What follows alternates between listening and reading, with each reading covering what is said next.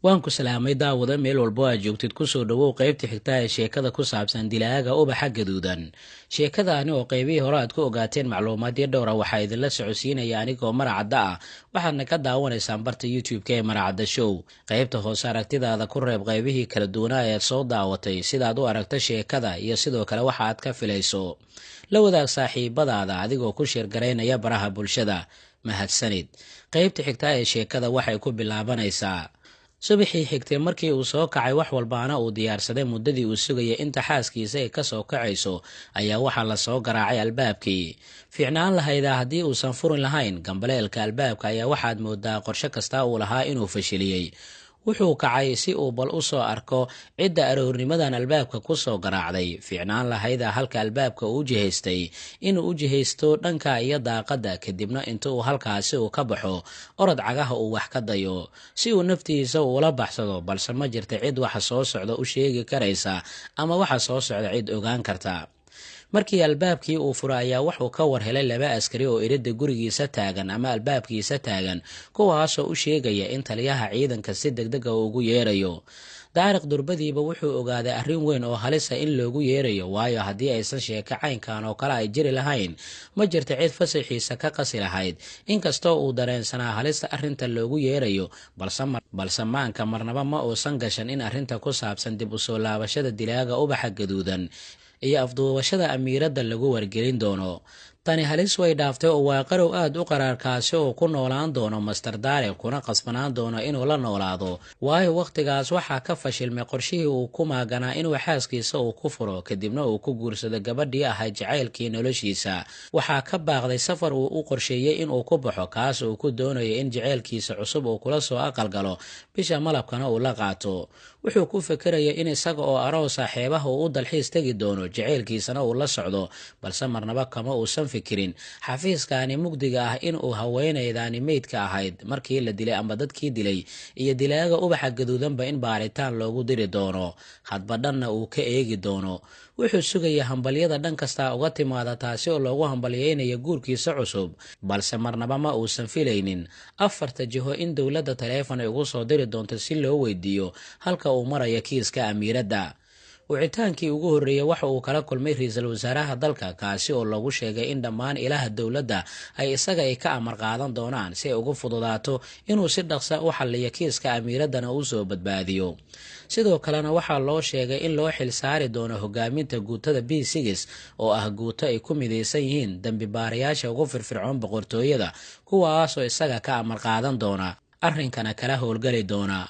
markii sii hore daariq wuxuu rajeynayay khibradiisa uu hubo iyo sidoo kale awoodiisii la siiyey inay ka caawin doonto in kiiskaani dhinaca uu u soo rido, balse markii meel cidla uu ku soo dhacay ayuu ogaaday in riyadii uu ku jiray uu ka kacay, haatanna qarow uu bartanka kaga jiro. waxaa hortiisa taalay sabuurad weyn taasoo ay ku dhagsanaayeen sawirada dadkii uu dila dilaaga ubaxa gaduudan. waxaa usii raacsan qaar ka mid a warbixinada ay wargeysyada iyo dambi baarayaasha arrintaani ay ka diyaariyeen, qaarkoodna calaamado iyo fallaare isku xiriirsan oo aad mooddo in kiiska lagu xalinayo ayay lahaayeen. bartanka sabuuraddana waxaa ku dheganeed warqad cad taasoo ay ku qorneyd calaamad su'aal iyo sidoo kale ubaxii gaduudnaa ee caanka uu ku ahaa dilaaga ubaxa gaduudan. waxaa boorkaani sabuuradda uu u diyaariyey isaga iyo gabadha gacanyarihiisa ahayd ee axlaam. daariq ayaa markii indhaha uu gebi ahaanbuu isku qabtay wuxuu bilaabay inuu dib u fikiro, isagoo isweydiinaya su'aale ay ka mid yihiin waa kuma dilaaga ubaxa gaduudan, xaggee ayuu ku dhuumanayaa, sidee ayay ugu suurto gashay inuu amiiradda u afduubto oo islamarkaana ugu guulaysto afduubkiisa. dabcan qofkii la afduuba meel ayaa la geliyaa, ee xaggee ayuu ku qarinayaa amiiradda, iyo su'aalo kale oo dhowr ah ayuu isweydiiyey. 10 su'aalo ayaa maankiisa ka guuxaya, mana jirta hal su'aal oo xitaa jawaab uu u heli karayay. markii su'aalahaasi uu isweydiinayo wuxuu ogaa inaysan meelna aysan u jihaysan doonin marka laga reebay in waali uu kasii qaadi doono. sidaasi awgeed waa inuu maankiisa dib uu u celiyaa, su'aalahana uu dib uu u dhigtaa, waayo wax walbaa dhibic ay ka bilowdaan ayay leeyihiin. aan dib ugu laabana dhibicdii iyo meeshii ay wax walba ay kasoo bilowdeen. daariq ayaana markii kursigii uu ka soo kacay isaga oo boorkii sabuuradda hor istaagay, kadibna waxa uu farta uu ku fiiqay sawirada haweenay da ahayd oo horay uu u dilay dilaaga ubaxa gaduudan, isaga oo yidhi halkan ayay sheeko ka bilaabatay.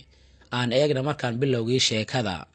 sheeko ayaa waxay soo bilaabatay muddo haatan laga joogo 6 sano wakhtigaas oo booliiska ay ka war heleen in la hela meydka haweeneyda ahayd taasi oo la dhigay mid ka mid ah kuraasta beeraha loo damaashaa taga ee magaalada ku yaalay.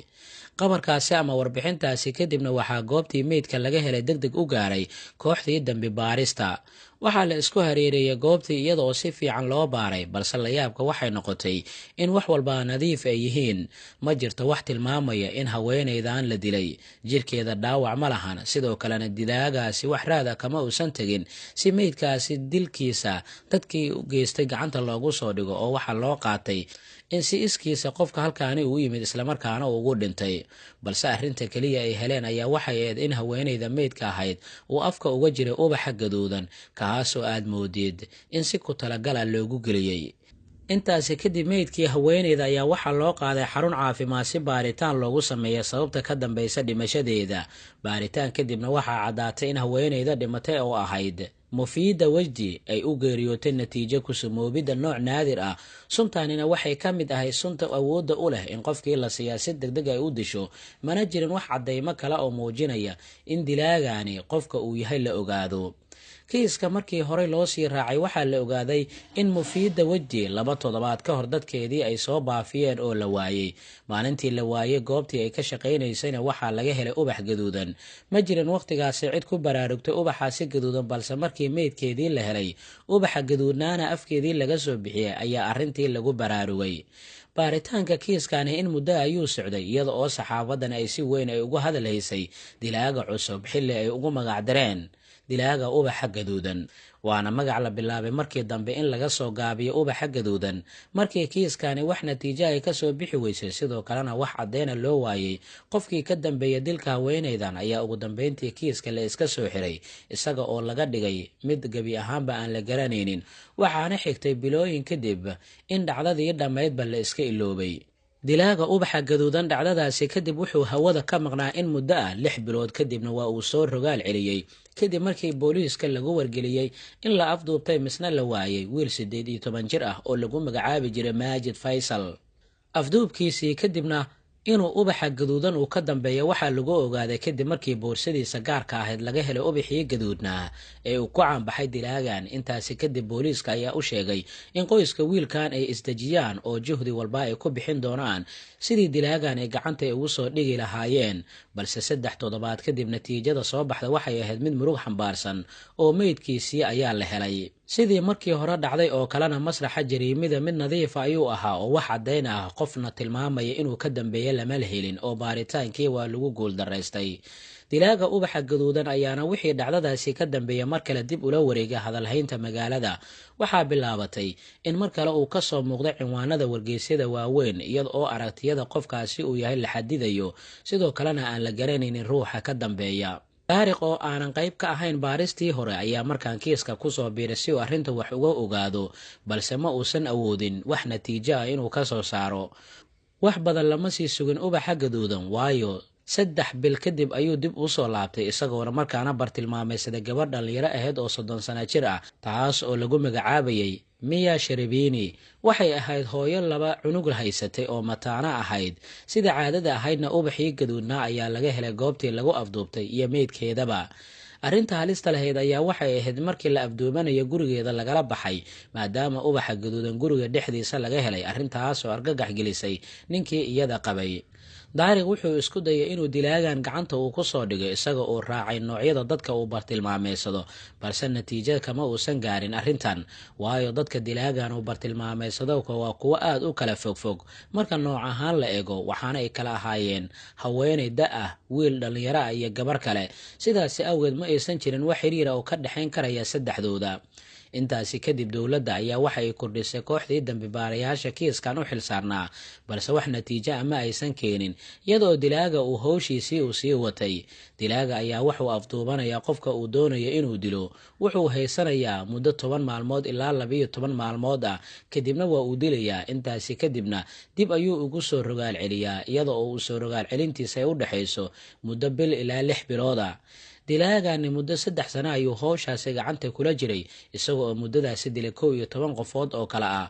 mufiida wajdi haweeney da ahayd oo kotomeeyada da'deeda ku jirto, maajid faysal oo 18 sano jir ah, miya sharabini hooyo gurijoog ahayd oo 2 carruur oo mataana haysatay, amiira nuur waxay ahayd macalimo 30 sano jir ah, hani maxamed oo 45 sano jir shaqaale dhismo ahaa, ashraf kamaal oo 27 sano jir qareen ahaa, cali ridwaan 21 sano jir arday jaamacadeed ahaa, asaala shaakir haweeney 60 sano jir gurijoog ahayd, xaniin cali 36 sano jir injineeriyad ahayd, saalix risqi 30 sano jir baagamuudo iska ahaa, iyo maariya saalax oo 23 sano jir ardayad ahayd. booliiska ayaa markaasi kadib waxay bilaabeen in xitaa ay kaashadaan dhammaan qubarada ku takhasusay faldambiyeedyada, dembibaarayaasha gaarka, qubarada cilmi nafsiga iyo dad kale, si ay ugu yaraan arrintaani natiijo ay uga soo saaraan dilaagan wuxuu yahayna loo ogaado. balse natiijada keliya ay helayeen ayaa waxay ahayd mid keliya oo ah waxba, waayo dilaagan nooc gaar ah ma uu u gaarsado dadka uu doonayo inuu dilo, wax raad ana kama tago. waana sida yaara ay ku tilmaamtay reer aakhiraad marka uu doono soo muuqda, kaas oo aysan jirin cid gacanta ku soo dhigi karta. muddo 3 sano ah markii uu dilay 11 ruux oo kala duwan ayaa si lama filaana hal mar loo waayay, waxaana uu saaxadda ka maqnaa 3 sannadood, maadaama muddadaasi aan wax ubax gaduudan oo astaanta dilaaga lagu garta aana la helin. sidaasi awgeed gebi ahaanba akhbaartiisii ayaa go'day, kiisaska baarista ku socotayna waxay u muuqanayeen kuwo la iska soo daboolayay, marka laga reebo koox iskood u shaqaysanaysay oo sheegtay inay baarista ay sii wadi doonaan, iyo sidoo kale dadka aragtiyadooda qariibka ay tahay, kuwaas oo qaarkood ay sheegayeen in dilaagan uusan gebi ahaanba bini'aadam ahayn oo shaydaan uu yahay. in dilaagani gacanta lagu soo dhigi waayo dalkana uu sida uu doono uu ka yeesho waxay raad xun iyo sidoo kale dhaawac weyn ay ku reebta daariq, waayo daariq oo caan ku ahaa xalinta kiisaska waaweyn ha ahaadaane kuwa ka horreeya dilaagan ama kuwa ka dambeeyaba, balse riyada ayaa waxay ahayd in maalin uu gacanta uu ku soo dhigi doono dilaaga ubaxa gaduudan, waxaana riyaday u muuqanaysaa mid burburtay oo quus ayuu ka joogay.